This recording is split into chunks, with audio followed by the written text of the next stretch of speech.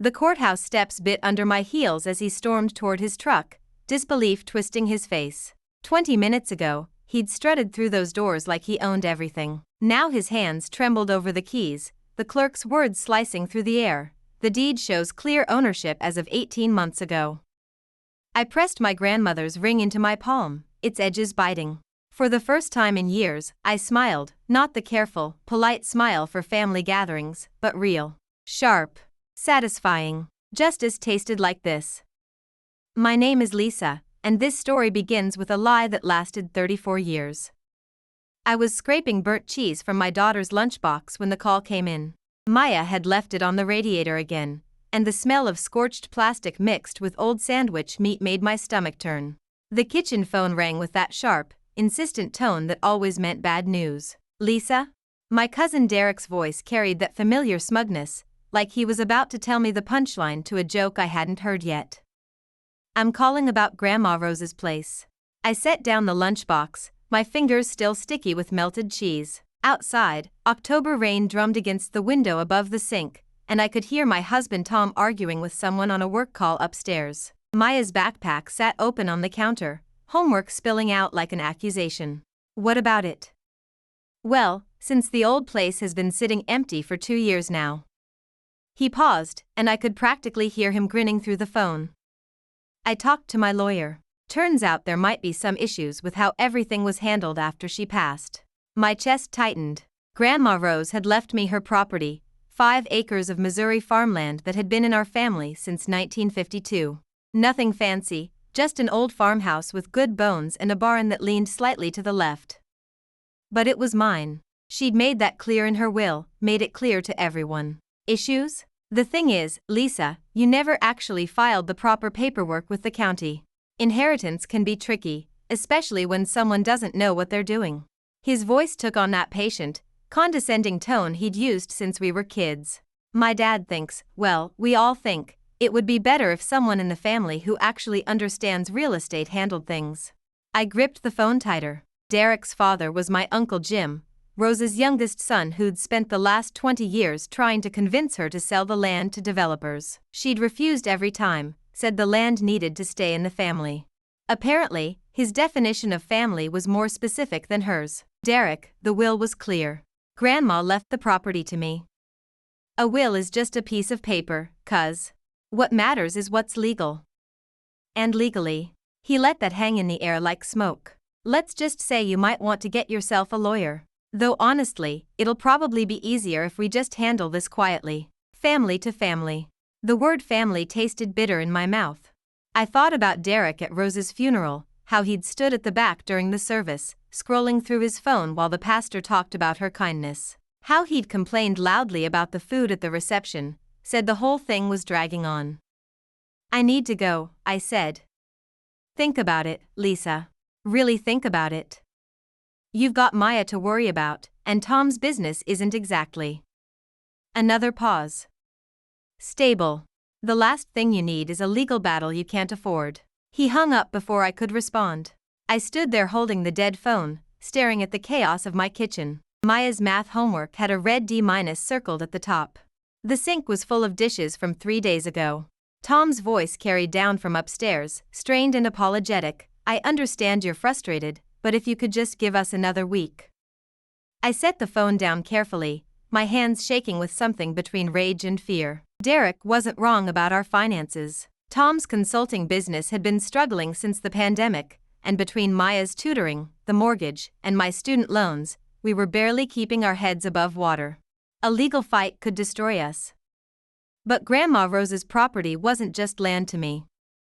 It was the place where I'd spent every summer as a child, learning to drive her ancient pickup truck in the back pasture. Where she'd taught me to can tomatoes and told me stories about my great-great-grandmother who'd homesteaded the original 40 acres. Where she'd sat me down during my messy divorce from Maya's father and told me I was stronger than I knew. You've got backbone, girl, she'd said, her weathered hands wrapped around a cup of coffee that had gone cold hours earlier. Don't let anyone tell you different. Not your mama, not that worthless husband of yours, not anybody. I pulled out the thick manila envelope from the junk drawer where I'd kept all of Rose's papers since the funeral. The will was there, along with the deed, property tax records, and a dozen other documents I'd been meaning to organize for 2 years. My eyes scanned the legal language, looking for something that would make Derek's threat make sense. The property had been deeded to Rose in 1987 when her husband died. Before that, it had belonged to his family since the 1950s. I found the transfer documents, all properly notarized and filed. Everything looked legitimate to me, but I wasn't a lawyer. Maya's footsteps clattered down the stairs. At 8, she moved through the world like a small hurricane, all energy and noise and stubborn opinions. "Mom, I can't find my soccer cleats," she announced, appearing in the kitchen doorway with her hair sticking up at odd angles. "They're in the mudroom where they belong." I looked there. "They're not there." "Did you look under the bench?" She rolled her eyes with the dramatic flair of someone who'd been personally victimized by the suggestion. "Obviously." I followed her to the mudroom, stepping over a pile of Tom's work clothes that had been sitting there since Tuesday. The cleats were, predictably, under the bench, partially hidden behind a bag of rock salt. "See?" I said, holding them up. "Those aren't where I looked," Maya said with complete conviction. "Someone moved them." I wanted to laugh, but the sound caught in my throat. Maya's certainty reminded me of Derek's voice on the phone, that absolute confidence that reality bent to match his version of events. "Maya, we need to talk about something," I said, sitting down on the bench. "The farm that belonged to Great-Grandma Rose?" Her face lit up. "The one with the tire swing?" "That's right." "Well, some people in our family think maybe it shouldn't belong to us anymore. But it's ours. Great-Grandma said so." "I know she did. But sometimes adults disagree about things, even family." Maya's expression darkened. Even at 8, she had a finely tuned sense of justice that didn't tolerate nonsense. "That's stupid. If Great-Grandma said it's ours, then it's ours." "It might not be that simple, sweetheart." "It is that simple." She crossed her arms. "People can't just take things that don't belong to them. That's stealing." Out of the mouths of babes. I pulled her close, breathing in the smell of her shampoo and the faint scent of playground dirt that seemed to follow her everywhere. "You're right," I said quietly. "It is stealing." That night, after Maya was asleep and Tom was hunched over his laptop trying to salvage a client presentation, I sat at the kitchen table with Rose's papers spread out in front of me. The house was quiet except for the hum of the refrigerator and the occasional creak of settling wood. I found the probate documents from when Rose's will was filed. Everything had been processed correctly through the county court. The property had been legally transferred to me 18 months ago, just like it should have been. There were no liens, no outstanding debts, no complications. So why was Derek so confident? I thought about his lawyer comment. Derek worked in insurance sales and lived in a subdivision where every house looked identical except for the color of the shutters. But his father Jim had money, not rich money, but comfortable money from a successful plumbing business and smart investments. The kind of money that could buy good lawyers and long legal battles. My phone buzzed with a text message from my sister Anna. "Derek called Mom. Says there are problems with Rose's will. Is that true?" I stared at the screen, my jaw clenching. Of course he'd called my mother. Anna lived in Denver now, but she and Mom still talked every day. And Mom had never approved of Rose leaving me the property. She'd wanted it sold and the money divided equally among all the grandchildren. "Everything's fine," I typed back. "Derek's just stirring up trouble." 3 dots appeared, then disappeared, then appeared again. Finally, "Mom says you should call Uncle Jim. Work it out as family." I set the phone aside without responding. Work it out as family. As if family meant compromise instead of manipulation. As if Rose's wishes were just a starting point for negotiation. I pulled out my laptop and started researching property law in Missouri. The statutes were dense and confusing, but one thing became clear: properly probated wills were difficult to challenge. Derek would need to prove fraud, undue influence, or mental incompetence, none of which applied to Rose, who'd been sharp as a tack right up until the stroke that killed her. But legal challenges didn't have to be valid to be expensive. They just had to be persistent.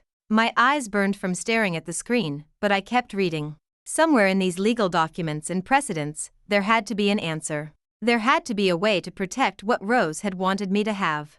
Because Derek was wrong about one thing. This wasn't just about money or property values or family politics. This was about promises. And some promises were worth fighting for. The next morning brought Maya's soccer game and the kind of fake cheerfulness I'd perfected for public consumption. I stood on the sideline with the other parents, nursing lukewarm coffee from a paper cup and pretending to watch 8-year-olds chase a ball around a muddy field. Lisa. Janet Morrison waved from across the field, her perfectly curled hair somehow immune to the October drizzle. "How are you holding up, honey?" The question carried that particular tone of pity reserved for divorced women and people whose financial struggles were common knowledge. I forced a smile as she approached, her designer cleats somehow pristine despite the muddy conditions. "We're doing fine, thanks. I heard about the family situation. Such a shame when these things get complicated." She lowered her voice conspiratorially. "My brother-in-law's a real estate attorney. If you need a referral." Heat crept up my neck. "I'm sorry, what family situation?" Janet's expression shifted to embarrassment mixed with something that looked like satisfaction. "Oh. I thought. Derek mentioned at the country club that there were some issues with your grandmother's estate." "Legal issues?" Of course he had. Derek belonged to the same country club as half the parents here, the kind of place where gossip traveled faster than bad checks. I could already imagine the conversations. Poor Lisa, in over her head again. Should have known better than to think she could handle something like this. "There are no legal issues," I said carefully. "Derek's mistaken." "Oh, well, that's good then." Janet's smile didn't reach her eyes. These family disputes can get so ugly. Especially when money's involved. She drifted away toward a cluster of other parents, and I watched her whisper something to Patricia Chin, who glanced in my direction with poorly concealed curiosity. By tomorrow, half the school would know the Hendersons were having money troubles again. My phone buzzed. Uncle Jim. I let it go to voicemail. Maya scored a goal in the second half, and her whoop of joy cut through my spiraling thoughts like a blade. She ran toward me, mud-streaked and grinning, and for a moment everything else fell away. "Did you see that, Mom? Did you see?" I saw. "That was incredible, sweetheart." She threw her arms around my waist, not caring that she was soaking my jacket with rain and dirt. This was what mattered. Not Derek's threats or Janet Morrison's pity or the gossip at the country club. This moment, this kid, this fierce love that made everything else seem manageable. But as we walked to the car, my phone buzzed again. Another voicemail from Uncle Jim. At home, I waited until Maya was in the shower before listening to his messages. "Lisa, it's Jim. Derek told me about your conversation yesterday. Look, I think there's been some miscommunication here. Give me a call so we can straighten this out." The second message was less diplomatic. "Lisa, I know you're upset, but ignoring this won't make it go away. We need to talk. Today." I deleted both messages and called the number I'd found in my research the night before.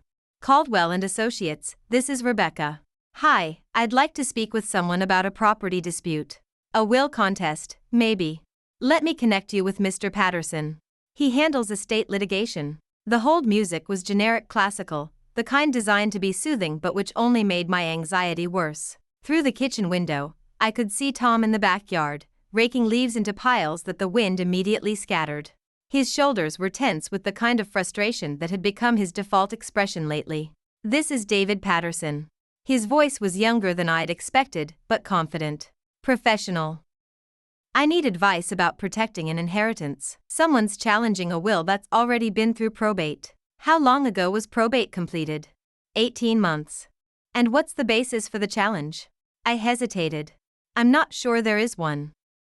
I think they're just hoping I can't afford to fight." "I see." Papers rustled in the background. "Can you come in this week?" "I'd need to review the documents to give you a proper assessment." "What would something like this cost?" Another pause. "That depends on how aggressive the other party wants to be. If we can resolve it quickly, maybe a few thousand. If it goes to trial." He left that hanging. A few thousand might as well have been a few million. "I'll call you back." S. Henderson. Lisa Henderson. "Miss Henderson, don't wait too long. These things tend to escalate quickly once they start." I hung up feeling worse than before. Tom came through the back door, stamping mud off his boots and shaking rain from his hair. "Maya's asking for help with her science project," he said, not quite meeting my eyes. "Something about volcanoes. I'll be up in a minute." He lingered in the doorway. "Everything okay?" You've been tense since yesterday. I considered telling him about Derek's call, but Tom had enough stress trying to keep his business afloat. The last thing he needed was my family drama adding to his load. Just tired. He nodded, accepting the lie because it was easier than the truth. That had become our pattern lately, polite distance and careful omissions, like we were roommates instead of spouses. Upstairs, Maya had spread poster board and colored markers across her bedroom floor. Her hair was still damp from the shower, and she smelled like strawberry shampoo and childhood. We're supposed to make a volcano and explain how they work, she said, frowning at a piece of red construction paper. But I want mine to be different. Not just the boring baking soda kind. Different how? What if it was underwater? Or what if it was so big it could destroy a whole city? I sat down beside her, picking up a green marker. Well, there are underwater volcanoes. They're called seamounts when they don't reach the surface. That's cool. Do they hurt the fish? Some fish, maybe. But others thrive near volcanic vents. The heat and minerals create these whole ecosystems that don't exist anywhere else. She looked up at me with that intense focus she inherited from my side of the family. So even bad things can make good things happen? The question caught me off guard. Sometimes destruction clears the way for something new to grow. Maya nodded seriously, as if I'd revealed some profound truth instead of basic geology. She started drawing fish around her underwater volcano, each one more elaborate than the last. My phone rang downstairs. I ignored it. It rang again 5 minutes later. Then again. I should get that, I told Maya. No, stay. They'll call back if it's important. But we both knew it was important. The kind of important that didn't go away just because you ignored it. Downstairs, the voicemail light blinked accusingly. For new messages. Uncle Jim again. Then my mother. Then Derek. Then a number I didn't recognize. I played Derek's message first. Lisa, I really hoped we could handle this quietly, but Jim says you're not returning calls. Look, I've filed a formal complaint with the probate court. Nothing personal, but family is family, and sometimes you have to protect people from their own mistakes. My hands shook as I deleted it and moved to the unknown number. Miss Henderson, this is Bradley Crane from Crane, Morrison and Associates. I represent Derek Henderson in the matter of the Rose Henderson estate. Please call my office at your earliest convenience to discuss a settlement. I'm sure we can work out an arrangement that's beneficial to everyone involved. Morrison.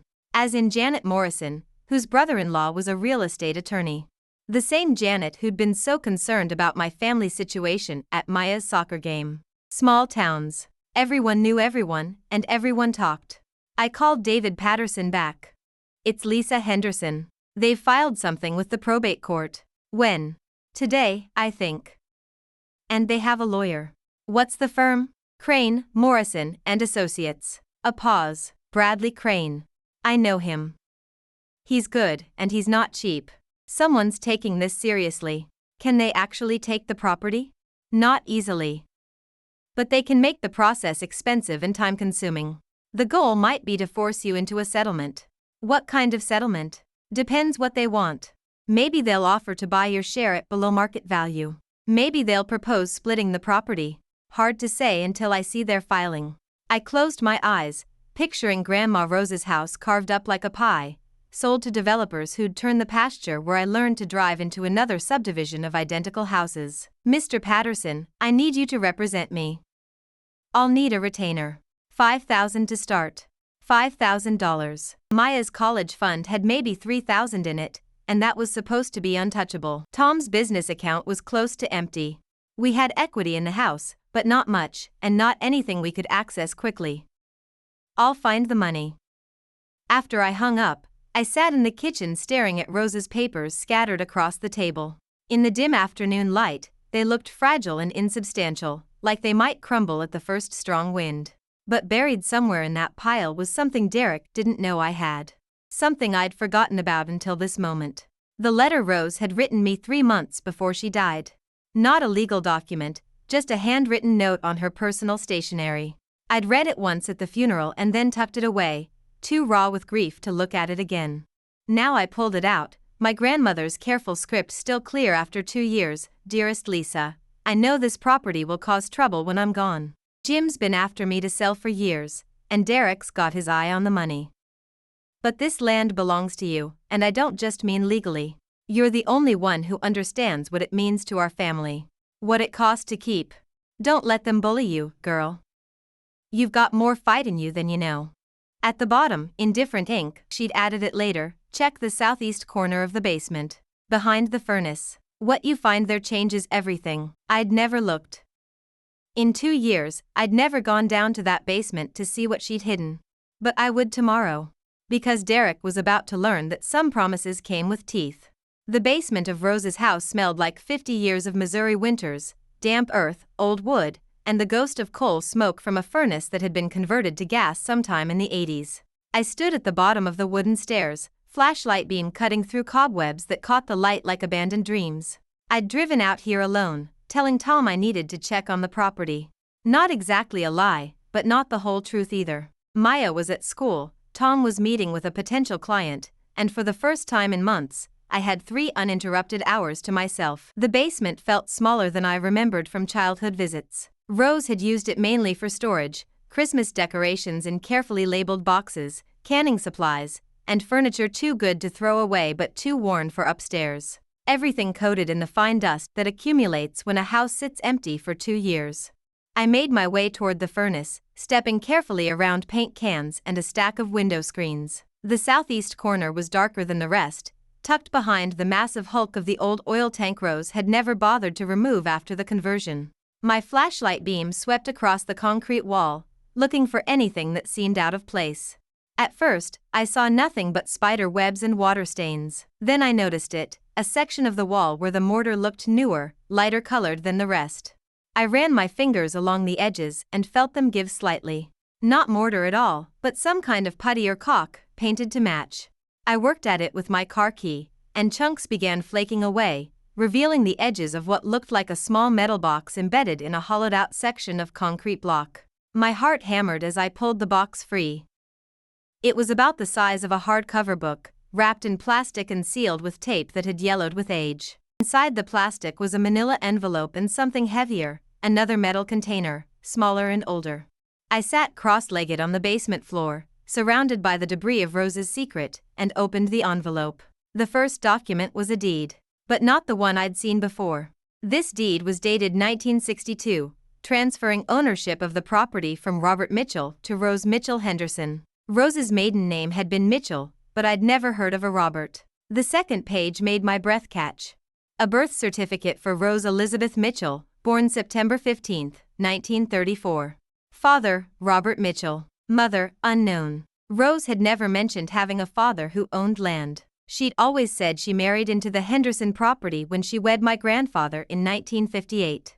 But this deed was 4 years after her marriage. 4 years after she supposedly gained the land through marriage. I opened the smaller metal container with shaking hands. Inside was a folded piece of paper, much older than the rest, and a small fabric pouch.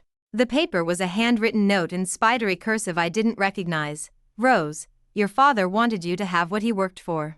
The Hendersons been good to you, but this was ours first. The deed's in your name proper now. Don't let nobody tell you different. Aunt Meredith, 1962." The fabric pouch held a ring, not valuable, just a simple gold band with an inscription inside, "RM, always yours." I stared at the documents spread across the dusty floor, my mind reeling. Rose hadn't inherited the land through her husband's family. She'd inherited it from her own father, a man she'd never mentioned to any of us.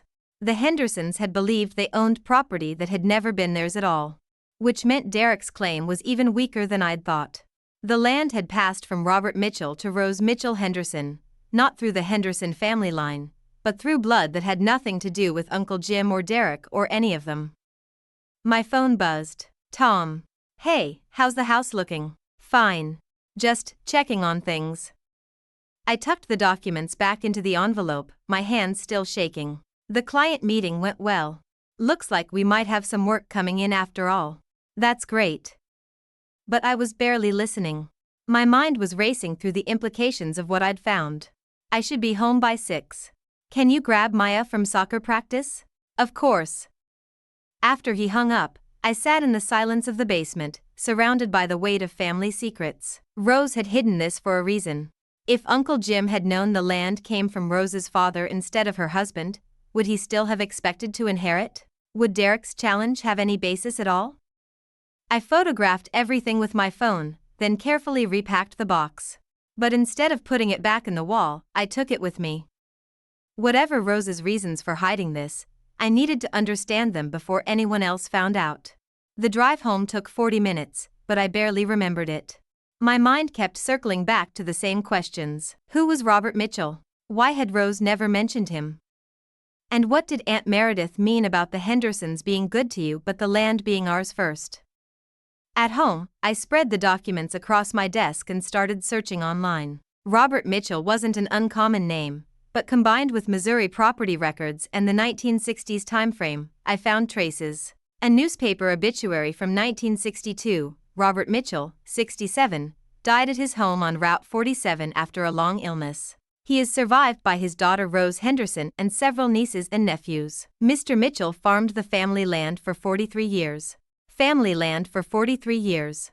That would put the Mitchell ownership back to 1919, decades before Rose married into the Henderson family.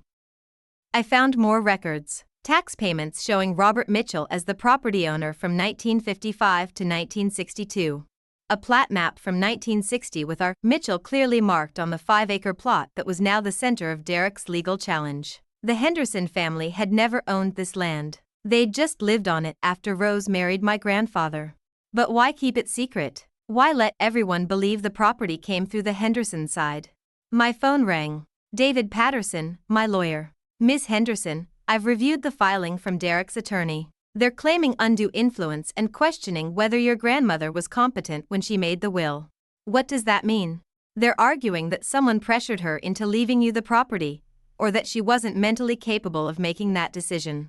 It's a common strategy when there's no other grounds for contest. Anger flared in my chest. Rose was sharp as a tack right up until she died. Anyone who knew her would tell you that. I believe you. But proving it in court means depositions, medical records, testimony from witnesses. It gets expensive fast. What if I told you the property wasn't actually part of the Henderson family estate at all? A pause. What do you mean? I mean Rose inherited it from her own father, not from her husband. She owned it independently, which means Uncle Jim never had any claim to it in the first place. Can you prove that? I have the deed. And the birth certificate. And a letter from Rose's aunt explaining the transfer. When was this transfer? 1962, 4 years after Rose married my grandfather. Another pause, longer this time. Miss Henderson, if what you're telling me is accurate, this changes everything. Derek's challenge isn't just weak, it's completely baseless. So what do we do? First, I need to see these documents. Second, we file a motion to dismiss based on lack of standing. If Derek can't prove any Henderson family connection to the property, he has no grounds to contest anything. After I hung up, I called Maya's school to check her out early. I needed to see her, to hold on to something real and uncomplicated while the rest of my world shifted underneath me. She chattered about her day during the drive home, oblivious to the papers hidden in my purse that would change everything. As we pulled into our driveway, I saw Uncle Jim's truck parked at the curb.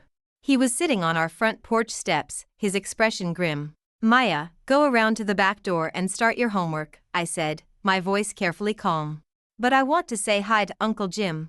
Not today, sweetheart. She gave me the look that meant I'd be answering questions later, but she headed for the backyard. I watched until she was safely inside before approaching the porch. Jim. Lisa.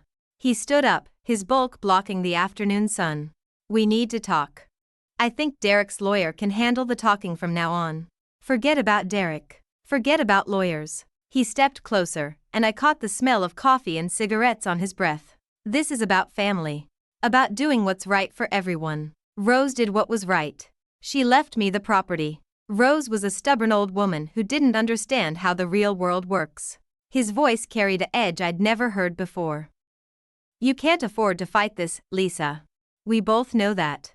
I thought about the documents in my purse, about Robert Mitchell and the truth that would destroy Derek's case. But something made me hold back. What exactly are you offering, Jim? His smile was cold. Derek withdraws the legal challenge. You sign over the property to the family trust we're setting up. Everyone gets their fair share, and you get enough to pay off your debts and start fresh. How much is enough? $75,000. More than fair, considering $75,000 for property worth at least 3 times that. And that assumed they were even entitled to anything, which they weren't. I need to think about it. Don't think too long. Derek's already talking to the county about the septic system, the well water quality. Amazing how many violations inspectors can find when they really look. The threat was clear. Even if I won the legal battle, they could make owning the property impossible through bureaucratic harassment. I said I'll think about it. Jim nodded and walked toward his truck. But at the driver's door, he turned back. One more thing, Lisa. Rose kept a lot of secrets over the years. Some secrets are better left buried. He drove away, leaving me standing in my driveway with the weight of his words settling around me like a noose. Inside, Maya was bent over her math homework at the kitchen table, her tongue poking out in concentration. Mom, who was Uncle Jim really talking about when he said secrets? So she'd heard more than I'd hoped. I don't know, sweetheart. But I was beginning to suspect I did. The basement stairs creaked under my weight, each step echoing in the darkness like a countdown. I'd been putting off this trip to Rose's house for 3 days, ever since reading her letter about checking behind the furnace. Part of me was afraid of what I might find. The other part was afraid of what I might not find. The flashlight app on my phone cast weak, bluish light across the concrete floor. The basement smelled like decades of Missouri winters, damp earth, old wood, and something else I couldn't identify. Something that made my skin crawl. I picked my way around cardboard boxes labeled in Rose's careful handwriting. Christmas 1987, Sarah's baby clothes, good dishes. The accumulated debris of a long life, now gathering dust while lawyers argued over who deserved what. The furnace squatted in the southeast corner like a metal beast, pipes snaking up through the ceiling into the house above. I'd helped Rose change the filter down here once when I was 12, trying to prove I was old enough to be useful. She'd shown me how to turn off the gas, how to slide the old filter out without getting my hands dirty. Always shut off the gas first, she'd said. Respect what can hurt you, but don't be afraid of it. I should have paid more attention to that advice. Behind the furnace, the wall looked exactly like every other concrete block wall in every other basement I'd ever seen. But Rose's letter had been specific, southeast corner, behind the furnace. I ran my hands along the blocks, feeling for anything unusual. At first, nothing. Just rough concrete and the sticky remnants of ancient spider webs. Then my fingers found an edge that didn't belong, a section where the mortar looked newer, lighter colored than the rest. I worked at it with my house key, scraping away what turned out to be caulk disguised to look like mortar. Chunks flaked away, revealing a gap around one of the blocks. The block itself was loose, and when I wiggled it, it slid out easily, as if it had been removed many times before. Inside the hollow space was a metal box wrapped in plastic. My hands shook as I pulled it free. Back upstairs in Rose's kitchen, I spread the contents across her old Formica table. 3 documents and a small jewelry box, all wrapped in plastic that had yellowed with age. The first document made my breath catch. A deed dated 1962, but not the one I'd seen in probate court. This deed transferred ownership from Robert Mitchell to Rose Elizabeth Mitchell Henderson. Rose's maiden name had been Mitchell, but she'd never mentioned having a father who owned property. The second document was a birth certificate. Rose Elizabeth Mitchell, born September 15, 1934. Father, Robert Mitchell. Mother, listed as deceased. But Rose had always said she was an orphan, raised by various relatives until she married my grandfather in 1958. She'd never mentioned a father who owned land. The third document was a handwritten letter on paper so thin it felt like it might crumble. Rose, your daddy wanted you to have this place. He worked 40 years to keep it in the family. The Hendersons been good to you since you married young Jim, but this land was never theirs. Don't let them make you feel different. Aunt Meredith, July 1962. I stared at the letter, reading it 3 times before the implications sank in. The property had never belonged to the Henderson family at all. Rose had inherited it from her own father, completely independently of her marriage, which meant Uncle Jim had no more claim to it than a stranger on the street. The jewelry box held a simple gold ring with an inscription, "For Rose, love, Daddy." My phone rang, making me jump. Tom. Hey, how's the house looking? I glanced around Rose's kitchen, taking in the dust-covered counters and the smell of abandonment. It needs work, but it's solid. Good. Listen, I just got off the phone with that new client. They want to start the project next week. It's not huge money, but it's steady work through Christmas. That's wonderful. But my mind was still reeling from the documents spread in front of me. You okay? You sound distracted. Just tired. I should head home soon to get Maya. Take your time. I can pick her up from aftercare if you need to finish up there. After he hung up, I photographed everything with my phone, then carefully repacked the documents. But instead of hiding them again, I took them with me. Whatever Rose's reasons for keeping this secret, I needed to understand them. The drive home gave me 40 minutes to think, but thinking only made the questions multiply. Why had Rose let everyone believe the property came through her marriage? Why hide her father's existence? And what had Aunt Meredith meant about the Hendersons being good to you? At home, I spread the documents across my desk and started researching. Robert Mitchell wasn't an uncommon name, but combined with Missouri land records from the 1950s, I found traces. An obituary from the Callaway County Chronicle, July 1962, Robert Mitchell, 68, passed away at his home after a brief illness. A lifelong farmer, Mr. Mitchell worked the family land for over 4 decades. He is survived by his daughter Rose Henderson and several nieces and nephews. Family land for 4 decades. That would put Mitchell ownership back to the 1920s, long before Rose married into any Henderson family. I found more records online. Property tax payments showing Robert Mitchell as owner from 1921 until his death in 1962. A 1960 agricultural census listing him as farming 47 acres of mixed crops and pasture. The Henderson family had never owned this land. They'd just lived on it after Rose married my grandfather. But why the secrecy? My phone buzzed with a text from Derek. Heard you were out at the old place today. Hope you're not planning anything stupid. The message made my skin crawl. Had someone seen me at Rose's house? Or was Derek just fishing? I was typing a response when I heard a car door slam outside. Through the front window, I saw Uncle Jim walking up our front steps, his expression grim. Maya was still at aftercare. Tom wouldn't be home for an hour. I was alone with whatever Jim had come to say. I met him at the front door before he could knock. Jim. Lisa. We need to talk. He looked older than I remembered, his face weathered by 63 years of Missouri sun and disappointment. But his eyes were sharp, calculating. What? About ending this nonsense before it gets out of hand. He glanced around the neighborhood, then back at me. Can I come in? I'd rather talk out here. He nodded like he'd expected that. Derek tells me you hired yourself a lawyer. Derek filed a lawsuit. I responded appropriately. Appropriately. Jim's laugh was bitter. What would be appropriate? Accepting the family settlement and moving on with your life.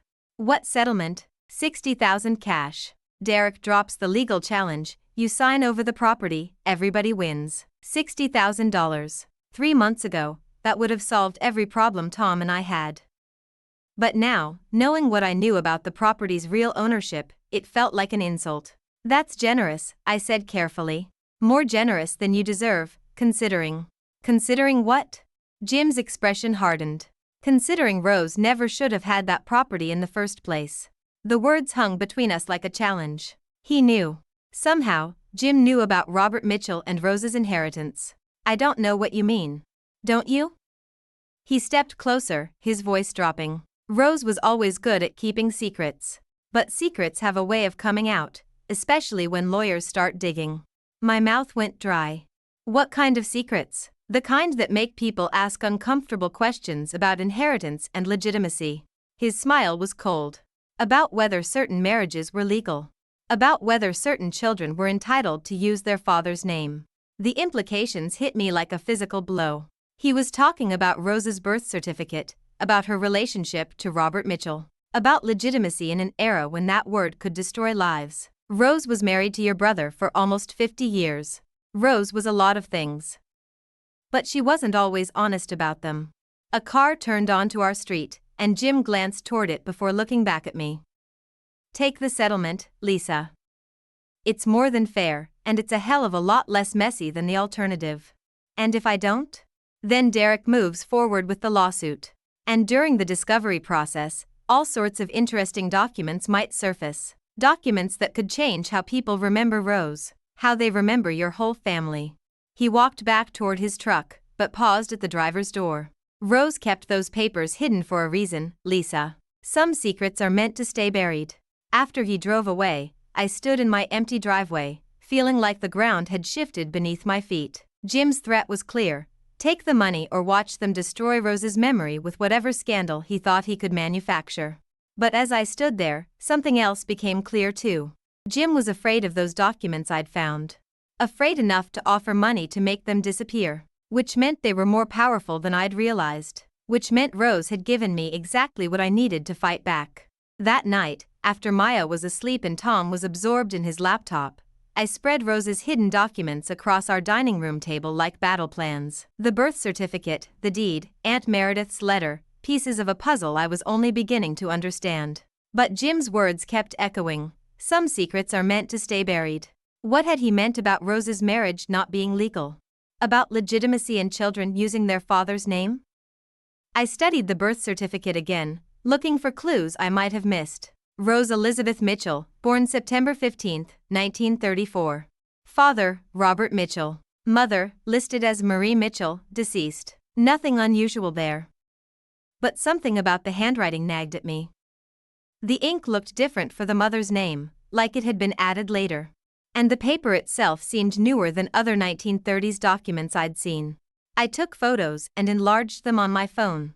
Under magnification, the difference was obvious. The mother's information had been filled in with a different pen, possibly years after the original certificate was issued. My laptop was still open to the genealogy site I'd been using to research Robert Mitchell. I typed in Marie Mitchell, Missouri 1934 and got dozens of results. But when I narrowed it to Callaway County and cross-referenced with death records, I found something interesting. No Marie Mitchell had died in Callaway County in 1934. Or 1933. Or 1935. I tried variations, Mary, Maria, different spellings. Nothing matched. Which suggested Marie Mitchell had never existed. Which meant Rose's birth certificate had been altered to hide something. But what? My phone buzzed. A text from an unknown number. Stop digging or everyone learns the truth about Rose. My hands trembled as I deleted the message. Derek or Jim, trying to scare me into backing down. But instead of fear, I felt something sharper. Anger. Whatever secret they thought they could use against Rose, whatever shame they imagined could destroy her memory, I was done being afraid of it. I called David Patterson's office, knowing I'd get voicemail at 10 p.m. but needing to leave the message anyway. Mr. Patterson, this is Lisa Henderson. I need to schedule an emergency meeting. I have new evidence that completely changes our case. Please call me first thing in the morning. Then I did something I should have done days ago. I called my sister Anna in Denver. Lisa? It's 10 o'clock. Is everything okay? Anna, I need to ask you about Rose. About things she might have told you that she didn't tell me. A pause. What kind of things? About her family.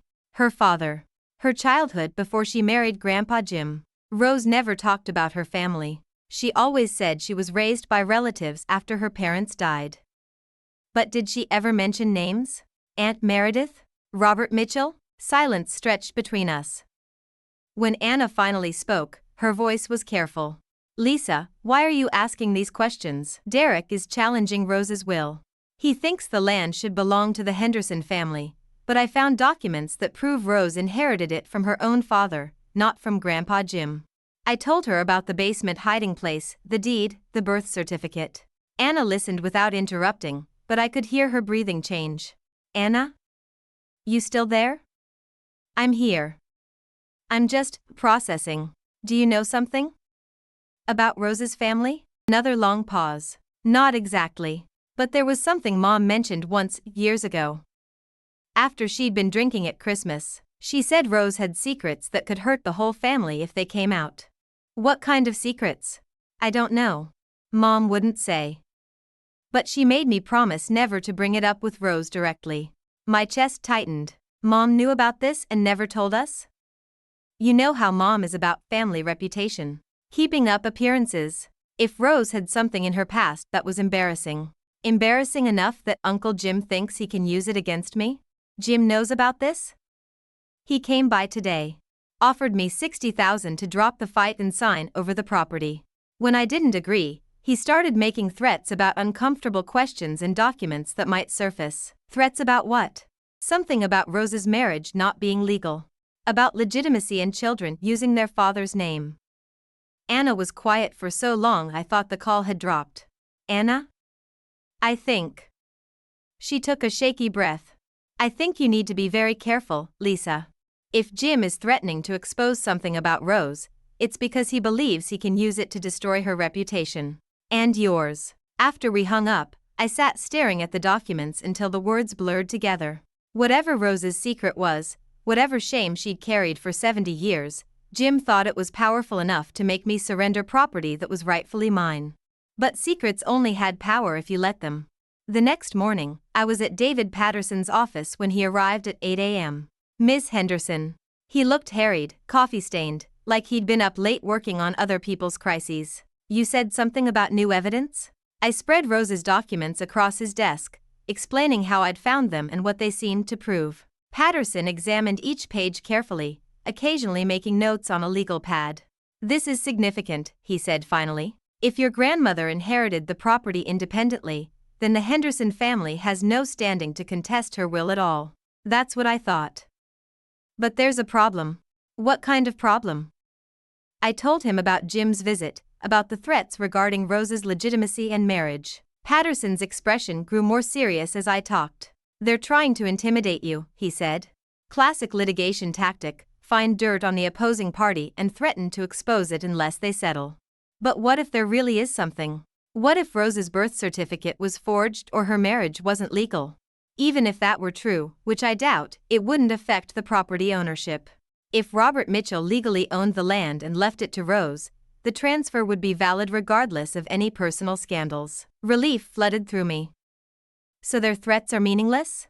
From a legal standpoint, yes. But that doesn't mean they won't try to use them anyway. Mudslinging can be effective even when it's irrelevant to the case. Patterson leaned back in his chair, studying me. The question is, are you prepared to have your grandmother's private life dragged through court proceedings? Because that's what they're betting you won't risk. I thought about Rose at my kitchen table 6 months before she died, teaching Maya to play cards. Her hands had been steady despite her age, her mind sharp enough to beat both of us at gin rummy. She'd laughed at Maya's terrible poker face and told stories about her own childhood that I now realized were probably lies. But the woman I remembered, strong, independent, fiercely protective of her family, that woman was real. Whatever secrets she'd carried, whatever shame she'd hidden, it didn't diminish who she'd been to us. Let them try, I said. I want to fight. Patterson smiled. Good. I'll file our motion to dismiss this afternoon. And I'll include a request for sanctions against Derek's attorney for pursuing a frivolous claim. Sanctions? Financial penalties for bringing a lawsuit without merit. If we can prove Derek knew he had no standing to contest the will, the court might order him to pay our legal fees. I left Patterson's office feeling lighter than I had in days. But as I drove home, my phone rang. Derek. Lisa. Heard you were talking to lawyers again. I'm allowed to talk to lawyers, Derek. Of course you are. Just seems like a waste of money, considering. Considering what? Considering I just filed a complaint with social services. My blood went cold. What? About Maya's living conditions. The house you can't afford to maintain, the stress you're under, Tom's drinking problem. Tom doesn't have a drinking problem. Doesn't he? That's not what I heard from Janet Morrison. She said he showed up drunk to Maya's soccer game last month. Tom had shared a beer with another parent after the game. One beer, in a parking lot, while Maya played on the playground with friends. But I could see how someone like Janet Morrison might twist that into something more sinister. You bastard, I whispered. Nothing personal, cuz. But family is family. And sometimes protecting family means making hard choices. He hung up before I could respond, leaving me sitting in my car outside the grocery store, shaking with rage and terror. They weren't just threatening to take Rose's property anymore. They were threatening to take my daughter. But Derek had made one crucial mistake. He'd just shown me exactly how desperate he was, and desperate people made tactical errors. It was time to stop playing defense and start fighting back with everything Rose had given me, including the one secret she'd kept that could destroy them all.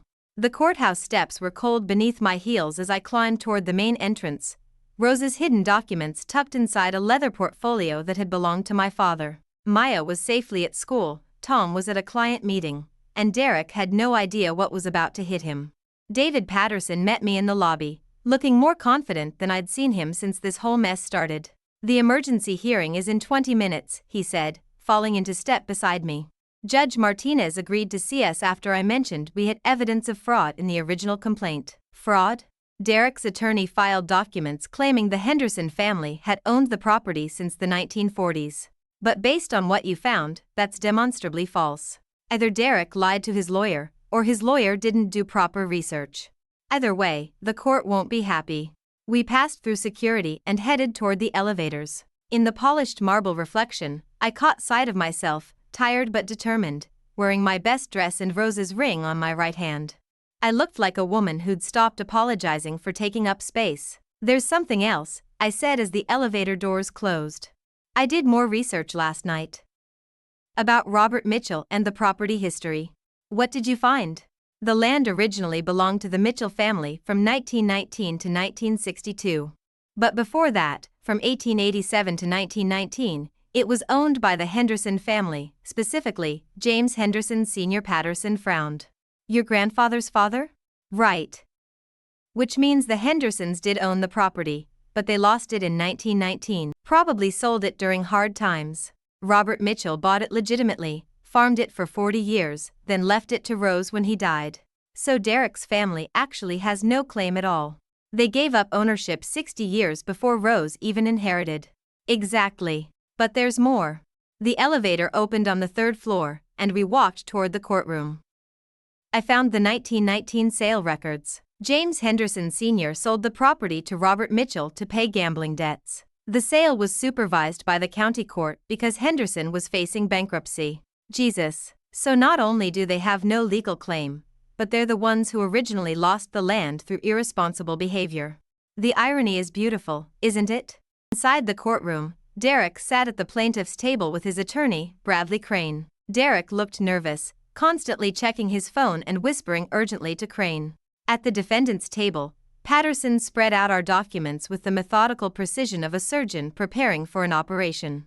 "All rise. Court is now in session," the Honorable Maria Martinez presiding. Judge Martinez was younger than I'd expected, with short gray hair and the no-nonsense demeanor of someone who'd spent years cutting through legal bullshit. She reviewed the case file quickly, then looked up with sharp eyes. "Mr. Crane, you filed a motion to contest the will of Rose Henderson based on claims that the property in question has been wrongfully transferred outside the Henderson family line." "That's correct, Your Honor. And you've submitted documents claiming the Henderson family has owned this property since the 1940s. "Yes, Your Honor." "Mr. Patterson, you've filed a counter-motion claiming these documents are fraudulent and that Mr. Derek Henderson has no standing to contest this will." Patterson stood. "That's correct, Your Honor. We have evidence that the property was never part of the Henderson estate and that the plaintiff has knowingly filed false claims." Judge Martinez leaned forward. "That's a serious accusation, Counselor. I hope you can back it up." "We can, Your Honor." For the next 20 minutes, Patterson methodically destroyed Derek's case.